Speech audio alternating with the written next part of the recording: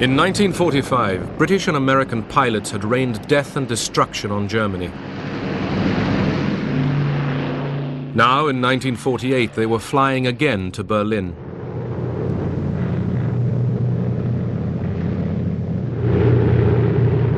This time, they were keeping the city alive.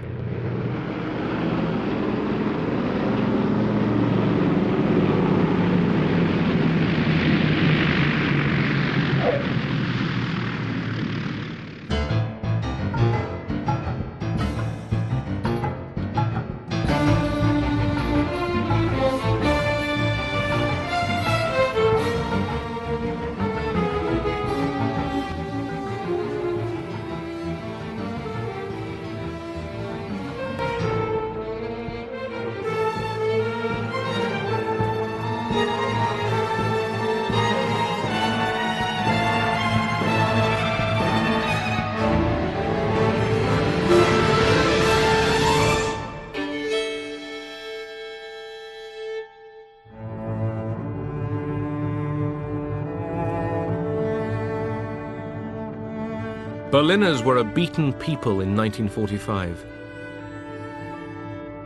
Their fate was in the hands of the Russians, Americans, British and French, their conquerors. Germany was divided into 4 occupation zones: Soviet, American, British and French. 3.5 million Berliners lived in a city 110 miles behind the Russian lines. Berlin was linked to the west by a highway and a railway which ran through the Soviet zone. The city itself was divided into 4 sectors: Soviet, American, British and French. Я вам рассказывал, потому что именно в Берлине и в самой Германии Berlin and Germany were the only places where the two sides came into contact. That is, Soviet troops and troops from the Allied countries. И в Берлине тоже. В других местах мы нигде не имели прямого. In other places, we didn't have direct contact between our two armed forces.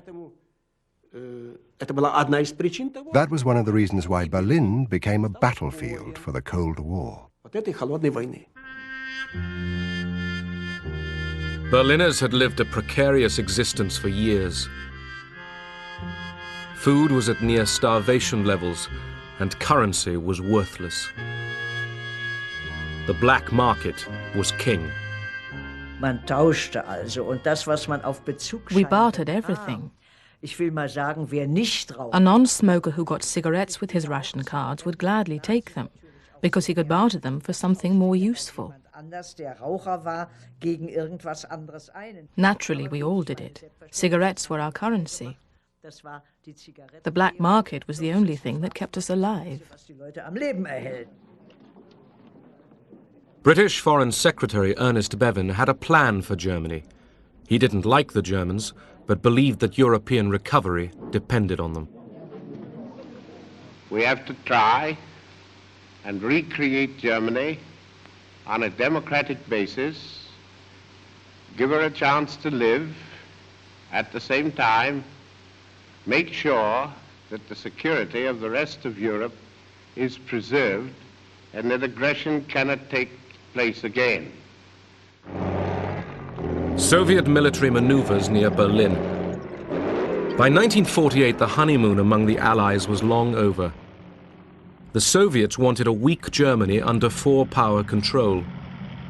America, Britain and France were secretly planning a new German state in their occupation zones. Spies told the Soviet military governor, Marshal Vasily Sokolovsky, about the plan. Он нас собрал всех и сказал, что прочел нам данные. He gathered all of us together and read out an intelligence report. Данные разведки показали, что в Лондоне совершился. The report stated that a secret conference about Germany was held in London. He read out everything that was discussed in London. Sir Brian Robertson, the British military governor, and his American counterpart, General Lucius D. Clay, had to implement the Western plans. General Clay was the hardest working man I've ever encountered, no vacation. He skipped lunch because he considered that a waste of time. Instead, he had 20 cups of coffee and 2 packs of cigarettes a day. What impressed me particularly was his fantastic ability to absorb difficult questions that were quite outside of the framework of his experience. After all, he was a professional soldier. The Allied Control Council met regularly in Berlin. Usually, as here, the proceedings followed a well-worn path. The American General Clay and his Western partners exchanged routine information with their Soviet counterparts. But on March 20th, 1948, Sokolovsky wanted more. He spoke in a very tactful and polite fashion, in a very restrained way. He said, "Could you please fill us in? Tell us what happened at the meeting in London."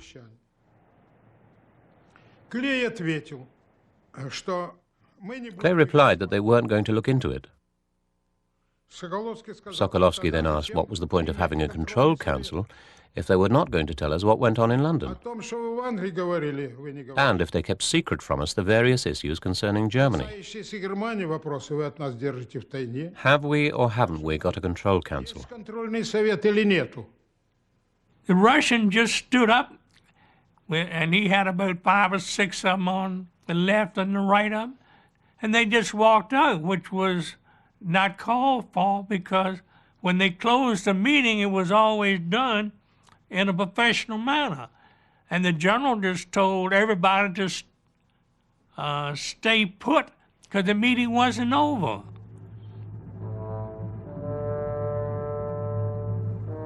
The former Allies provoked each other. The West had no intention of budging from Berlin, but knew the Soviets wanted them out. They feared Stalin might risk war to achieve it.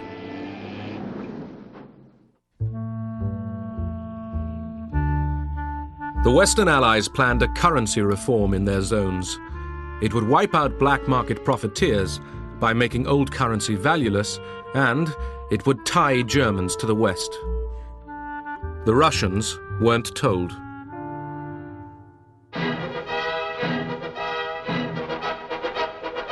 May Day 1948. In the Soviet zone, Stalin had merged the Socialist and Communist parties. The new grouping, the Socialist Unity Party, was out in strength. There was even a side swipe at Winston Churchill. For the demonstrators, the real target was the city council, the Magistrat, which wanted to run all Berlin on Western lines. The majority of the Berlin City Council, supported by the Social Democrats and the Christian Democrats, believed that with currency reform there would be an immediate upturn in the economy.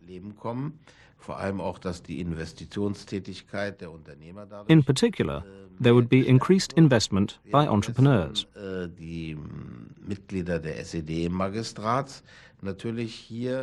On the other hand, the Socialist Unity Party councillors saw it as a threat to the still incomplete nationalization of property which had belonged to the big companies, to war criminals, and to Nazi Party members. Generally, to all those whom the Socialist Unity Party blamed for supporting Hitler in 1933.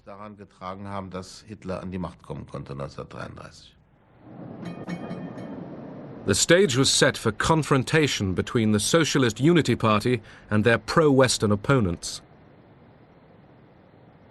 These were led by Ernst Reuter, whose family had once been forced to flee from Hitler. His election as mayor of all Berlin had been vetoed by the Russians. Es allen klar wurde, dass der kommunistische Diktaturwille jedes Mittel benutzen wird, seine Macht im Schatten des russischen Imperialismus aufzurichten, da haben wir in Berlin. It was a very tense atmosphere again, full of possibilities that the Russians would try to enforce their power in that part of the country, in the city of Berlin, of course, that maybe the family again would have to flee from dictatorship. West Germans lined up for their new money, the Deutschmark. Each person could exchange 40 marks and only 40 marks. All other old money was worthless. The Soviets retaliated by issuing their own new currency, which they insisted would include all of Berlin. Currency and political power were synonymous at that time. And therefore it was so important that the Western currency, the D-Mark, had to be introduced into West Berlin and not the Eastern German currency. General Clay and the Western Allies were persuaded by Ernst Reuter to issue the new Deutschmark in West Berlin. The new Deutschmark, stamped with a B for Berlin, was introduced in the western sectors on June the 23rd. There were now two currencies in the city. Berliners discovered that the Western D-marks were worth more.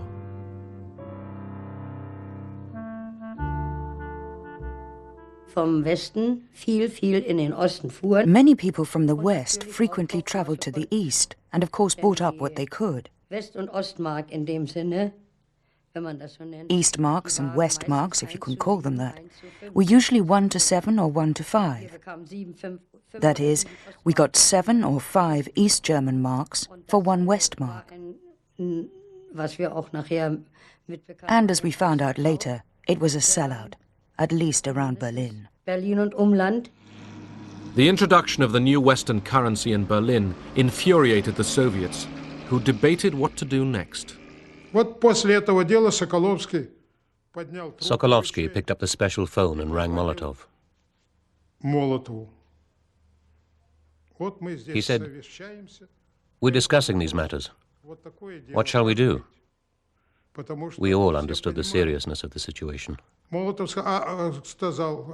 Molotov replied, "You're not planning to bring tanks out into the streets, are you?"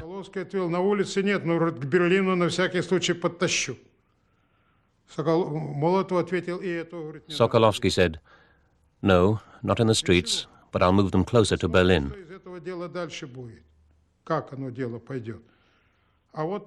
"No, don't do that," Molotov said. "Let's wait a bit. If you bring in the tanks, you'll be accused of planning to seize the whole of Berlin, and they will bring out their tanks. It's better to resolve this issue by using diplomatic language."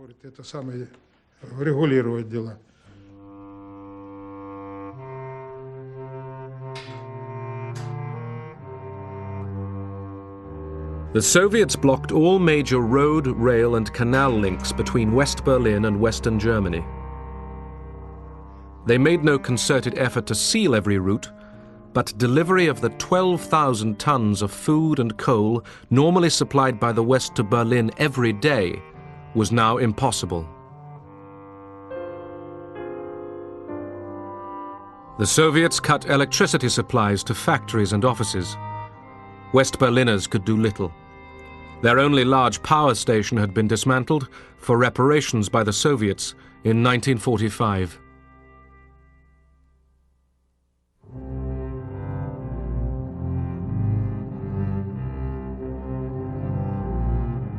The Western Allies imposed a counter-blockade on the Soviet zone. Workers throughout the whole of Berlin faced unemployment and hardship. First of all, it was a terrible shock. Wherever you went, everyone asked, "Oh my God, what will happen to us now?"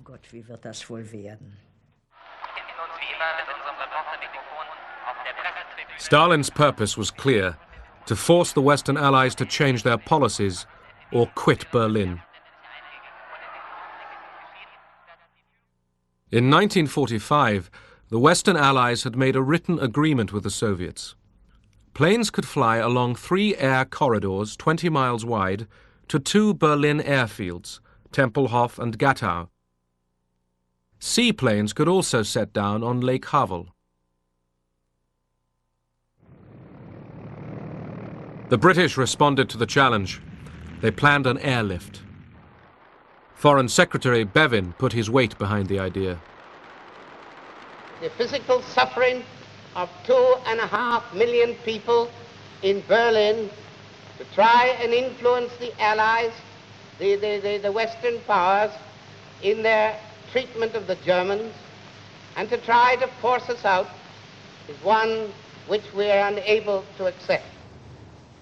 General Clay, the American commander, didn't believe an airlift would work. He had wanted to test Soviet resolve by running an armed convoy through the blockade. Reluctantly, he agreed to pursue the airlift idea with Ernst Reuter. Clay said that this would mean extreme hardship and how little we could bring in at first. And he asked Reuter point blank, do you think the Berliners will be able to take it? Reuter quietly replied, you take care of the airlift, I'll take care of the Berliners. And Clay said that was good enough. He called up General LeMay and said, General, we're going to haul coal into Berlin. Coal? General LeMay said. He said, yeah, we're going to keep this city alive. The Berlin airlift began at the end of June. The Americans called it Operation Victuals. The British, Plain Fare. The airlift had to deliver 2,000 tons of supplies a day. Without it, West Berliners couldn't survive. They had coal for only 45 days and food for only 36.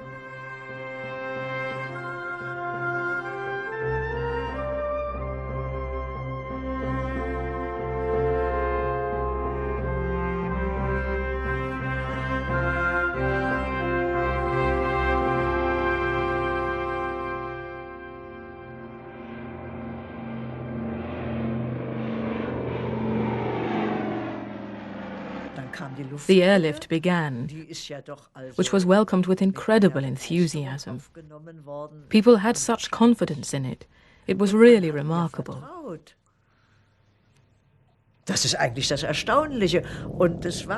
People thought, why shouldn't it work? They dropped so many bombs on Berlin. They should be able to drop potatoes. Bomben hier abgeworfen, da werden sie doch auch Kartoffeln abwerfen können.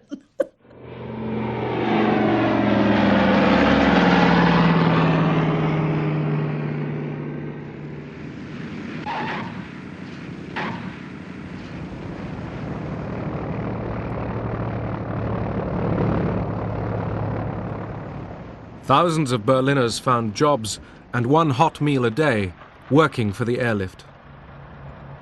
We were divided into work gangs, supervised by an American overseer. Each gang was ordered one by one to the planes as they came in.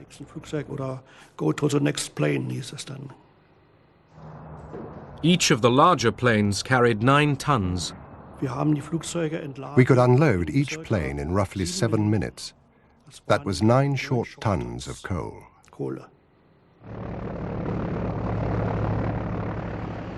The British hired civilian operators. There weren't many people in England that had any aeroplanes, but I was very lucky at the time, inasmuch that I actually owned 12 converted Halifax bombers. The government came along and said, look, can we do something with these aeroplanes? And I said, of course. But remember, we all thought that the Berlin airlift was only going to last 2 or 3 weeks, or there would have been a war. America now raised the stakes by sending B-29 bombers, capable of carrying atom bombs, to Britain. The move was highly publicized. These are the men whose nerve-wracking job it may be to fight their way through weather and red obstruction. So grave is the crisis that General Clay is recalled to Washington to report on the situation. He is greeted by Secretary of the Army Royal and then is welcomed by Chief of Staff Omar Bradley. On his shoulders may rest the responsibility for peace or war, and the Commander-in-Chief at the White House awaits his appraisal of the most explosive situation yet in the struggle between East and West. Clay argued once again that he be allowed to confront the Soviets with an armed convoy. Now, if the Soviets stepped aside and the convoy went through, then peace would continue. If they chose not to let the convoy through, then it meant war. It was just that simple. And last thing in the world President Truman wanted to do was see our country get into another great war. We just come out of one. So, no armed convoy, but more planes for the airlift. Since I have been in Washington, I have been assured of an additional supply of C-54s, which carry 10 tons, to replace the C-47s.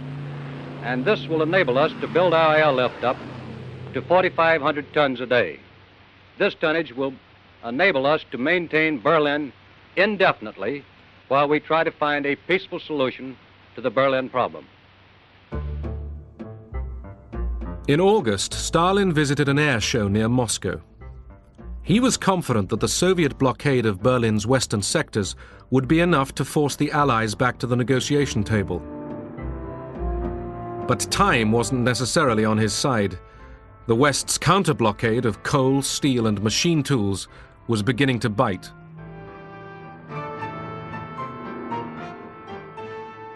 When Western diplomats asked for talks, he agreed. И Сталин был, надо сказать, очень спокойный. Stalin was very calm. He smoked. He didn't walk about like he usually did. Не сидел на месте, когда вел беседу, ходил так все за столом в твоих таких кошачьих такой. Normally, he would pace around like a cat in his soft boots. But this time, he stayed seated. Но никаких у него тоже не было, ни записок, ничего. He had no notes next to him. Вот, он сказал, что вопрос, конечно, He said, the question is very important from an economic point of view. даже не в этом. But this is not the most important issue.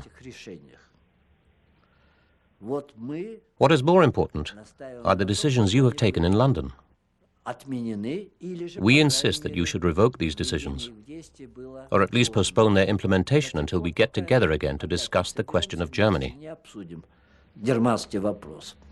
He saw that Germany was going to be divided, with a strong Western Germany, supported by America in the West, and anyway being 3/4 of the total part of Germany, which would become an independent country, and he wanted to stop that. In Berlin, the Western Allies and the Soviets returned to the negotiating table. The Russians demanded the withdrawal of the Western Deutschmark from the city. They also applied pressure in the air corridors. There's plenty of provocation. They used to carry out aerial maneuvers in the corridor or right alongside it. They'd be above you because we had a maximum altitude. And they go off firing military equipment, being buzzed and all that sort of thing. We'd come up and a yak would come head on with you, right nose to nose, and the last minute would peel off, or come up behind you so you couldn't see him and then come up over the wing. But they didn't shoot.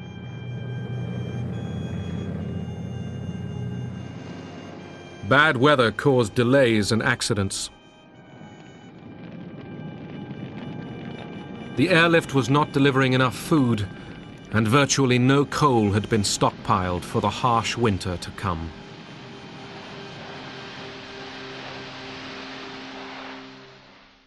Mein Berlin, du kannst nicht untergehen. Du wirst genauso schön wie einst erstehen, wenn die Lichter wieder glänzen.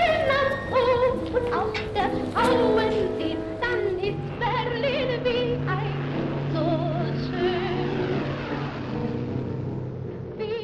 Berliners knew they were living on the edge. Electricity came on for only 4 hours a day. Es gibt kaum eine Stadt, die solchen Lebenswillen hat, drum kann Berlin nie untergehen. Wir haben dann teilweise We did the washing at night. Because I had a small baby, I had to boil the nappies and do the cooking. Windeln abgekocht und so weiter. If we didn't have an electric iron, then we'd go to a neighbour and do the ironing together. It's always the same in bad times. People stick together through thick and thin. The Soviet blockade didn't prevent West Berliners from moving about freely within the city. The eastern sector behind the Brandenburg Gate could be very enticing. I often went across into East Berlin. If you wanted to go out, you had to go into the eastern sector. There were dance halls, there was music, there was electric lighting. The rooms were heated and normal peacetime conditions prevailed.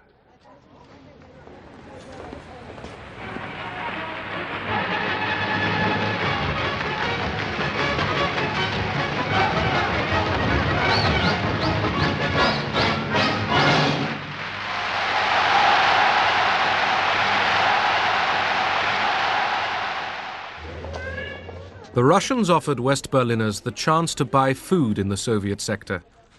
Nearly 1 in 10 accepted. The Soviets didn't impose a complete blockade, but West Berliners who went to East Berlin were harassed. We could get out by train, but we were constantly checked here, there and everywhere by the Russians. They came into the station and either demanded our identity papers or searched our bags and rucksacks. You had the feeling that if a Russian didn't like the look of a German, he would take him away. Tension among the former wartime allies was increasing. The city was splitting apart.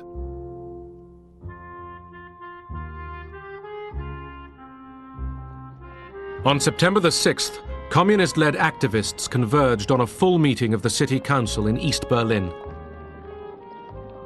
They were looking for trouble. These were not spontaneous outbursts from the people. They were, on the contrary, demonstrations, which party members and sympathizers had been ordered to attend. Their aim was to break up the old city council.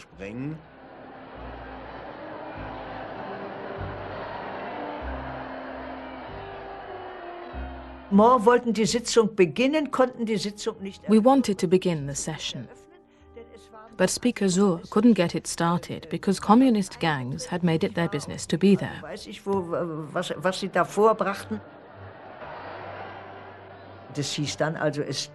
Word got around.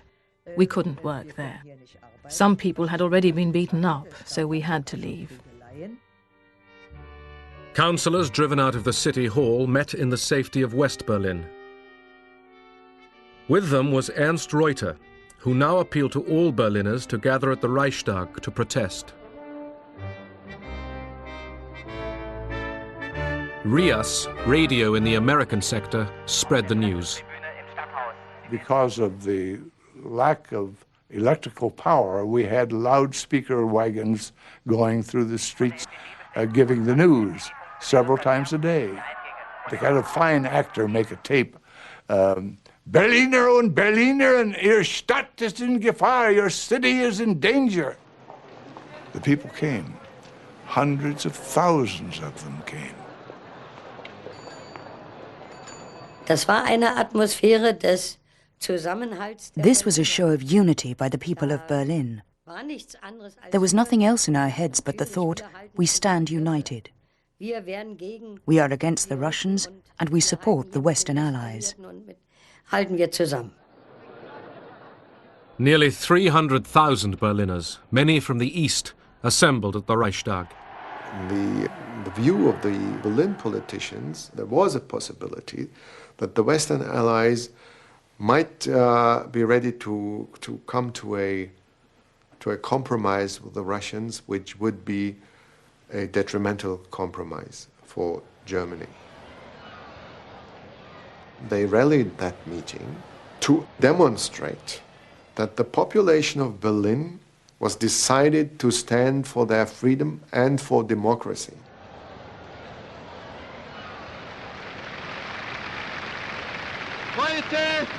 Heute ist der Tag, an dem nicht Diplomaten und Generäle reden und verhandeln. Heute ist der Tag, wo das Volk von Berlin seine Stimme erhebt. Ihr Völker in Amerika, in England, in Frankreich, in Italien, schaut auf diese Stadt und erkennt, dass ihr diese Stadt und dieses Volk nicht preisgeben dürft, nicht preisgeben könnt.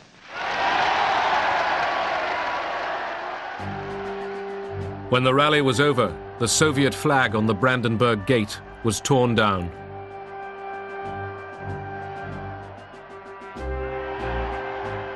East Sector police and Soviet soldiers opened fire. 12 people were injured. One young Berliner was killed.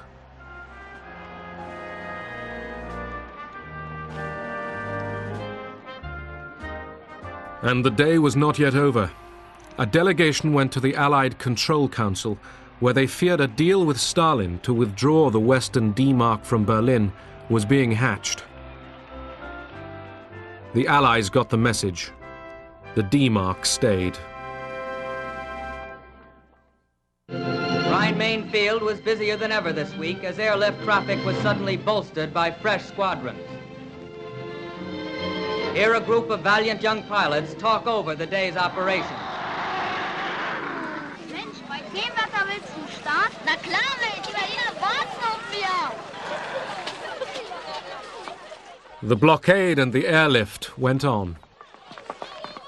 We flew everything. I mean, medical supplies, newsprint, but the coal was the biggest thing, and it was the biggest problem, too. The coal dust would seep in under the floors and the control cables, make it difficult to control the airplane. So we flew with our escape hatches out in the back to suck out the dust. Big Easy 6-4, I have you in contact over the Tempelhof range. If you'll pick up a heading now to get you over the planter beacon, coming down very nicely. Now you're starting to go a little bit above your glide path. Every 45 seconds, airplanes from the west came over Kleinmachnow, over the High Party Academy, in order to land in Tempelhof. 268 degrees. You are now 1.5 miles from touchdown. You're approaching the trees and buildings. You're now on course, and you're now on your glide path. Very nice. We were sitting around, the teachers of the history department and of others. I said, the Americans understand historical materialism better than we. And so we're looking at historical materialism better than we. Yeah, they understand that you have to have a basis of food and help before you can begin party education. The Americans understand historical materialism.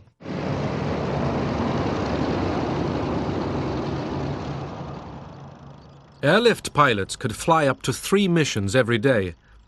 An American pilot brought his own 8mm movie camera. I went back to Berlin to get this picture. Inside the barbed wire, kids came up on the other side of the barbed wire, looked at me in the uniform, came up and started talking to me. How many sacks of flour you got? You know, how's it going to be tomorrow? They got off the subject of flour very quickly, on the subject of freedom, and said, look, he said, someday we'll have enough to eat. Just give us a little.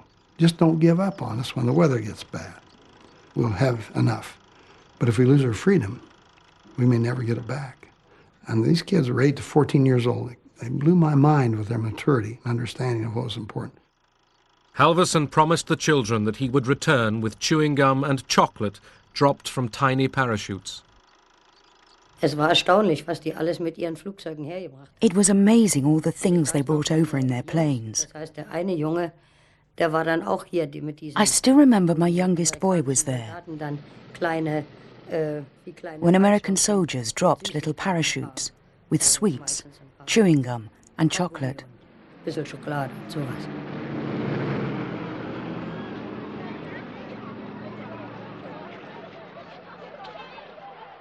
Word of Halverson, the candy bomber, spread quickly. He was summoned to see his commanding officer. He really chewed me out. And then he reached into the counter, pulled out a newspaper, and there on the front page was an airplane with parachutes coming out of it. He says, you almost hit a German newspaper man in the head with a candy bar in Berlin yesterday. And he's got this story all over the world. He said the general read it and called me to find out what was going on. I didn't know anything about it. I'll never get promoted. Why didn't you tell me? I said, I didn't think you'd approve it, sir. He says, you're right, but the general thinks it's a good idea. Keep doing it. For both East and West, radio was an important weapon in the propaganda war. Es spricht Roman Kwalek. Radio in the American sector, RIAS, was run by William Heimlich. I introduced American broadcasting techniques on the theory that if the audience isn't there, you can't convince them of anything.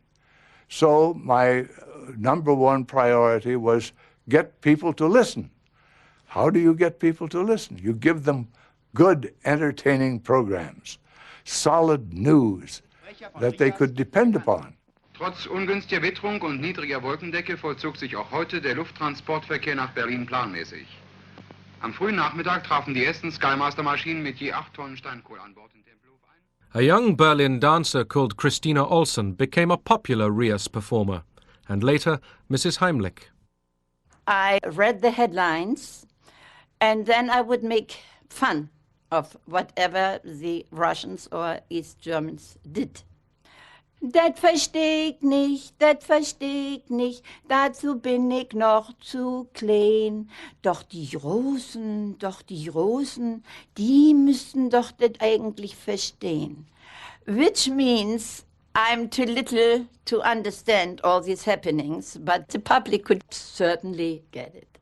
And it became a very famous slogan in Berlin, and so I became the voice of Berlin. Werden Sie am Sonntag wählen? Ja, ja. Und Sie? Selbstverständlich. Aber natürlich werde ich wählen. Darf ich Sie auch noch schnell fragen, ob Sie am Sonntag wählen Aber werden? selbstverständlich werden wir wählen. In December 1948, West Berliners voted for a new council to run their half of the city. The Socialist Unity Party, which dominated the old council in the Soviet sector, boycotted the elections. Wir sind im Moment als Stadt gespalten. For the moment, we are a divided city. There is nothing we can do about it. Our survival now depends on developing extremely strong ties with West Germany.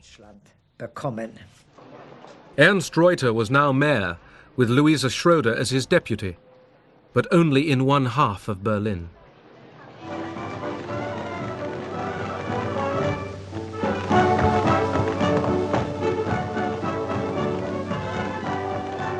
For the American garrison in Berlin and for General Clay, Christmas entertainment was provided by Bob Hope and by the great Tin Pan Alley composer Irving Berlin.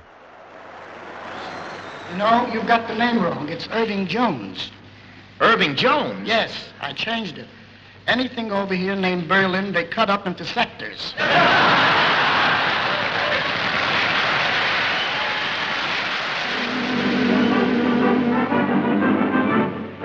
Not long ago, a group we called the Air Corps helped win the war and took a bow.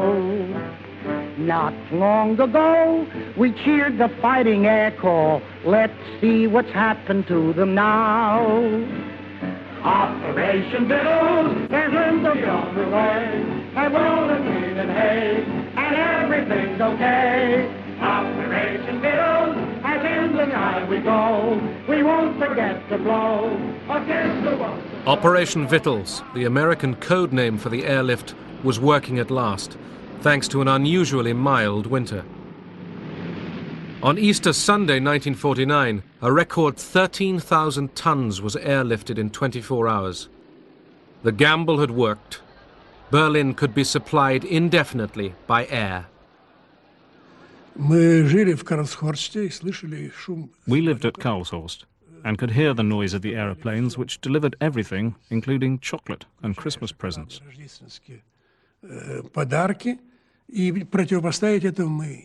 We couldn't match it. We were poor, and the West was rich. And of course, this crazy blockade was bound to fail.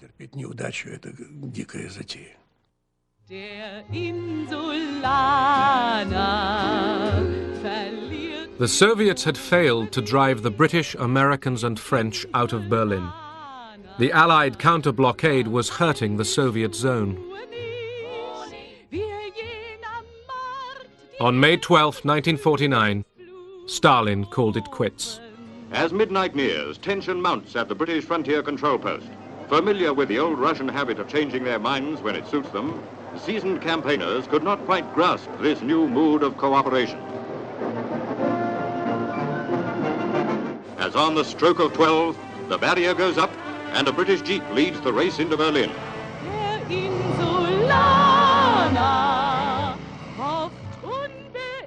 Many people thought the ending of the Berlin blockade meant an end to the Cold War.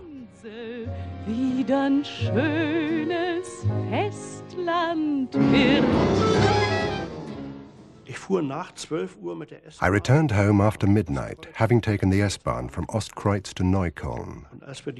When we crossed the boundary between the two sectors, everything was bathed in light. It was like a dream. Freude. Weiter nichts. Sheer joy. Nothing else. We had done it. It does work with the West. Und es geht doch mit dem Westen. That was so very important. The West has won. Der Westen hat gesiegt. It was General Clay's time to go back home.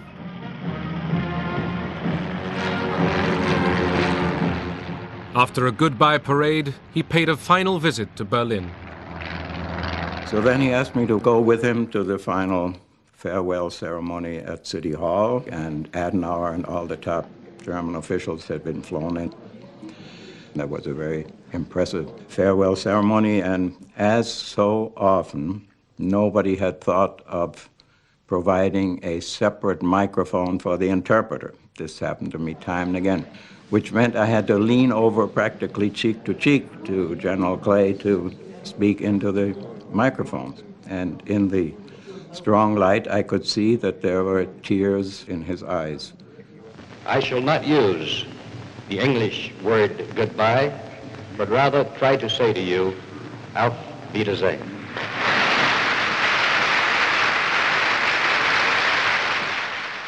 The day General Clay said auf Wiedersehen, the head of the future West German Republic, Konrad Adenauer, addressed Berliners. Und erfüllt von tiefer Dankbarkeit für euren Kampf, für euer Leid, für eure Geduld, die jetzt zum Siege geführt hat. The Cold War period in Berlin was really the core, the root of post-war democracy in Germany. There was a growing feeling that the Germans, after all, can be satisfied to accept democracy as their own ways of living and to become part of the Western world. Сам этот берлинский кризис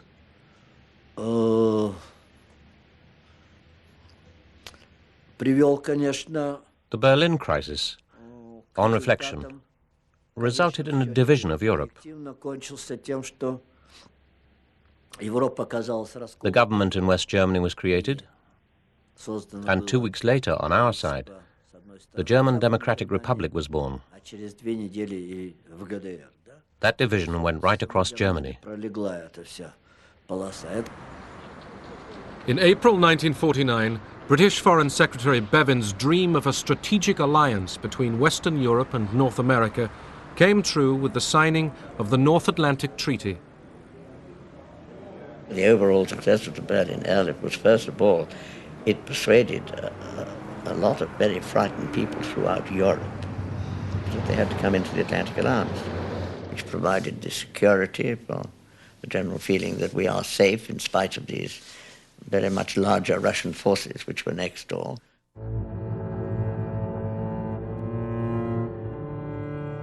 August 29th, 1949, the Soviets detonated their first atomic bomb. The American nuclear monopoly was over. The world was now split down the middle by two competing superpowers. At its heart lay a divided Germany and a divided Berlin.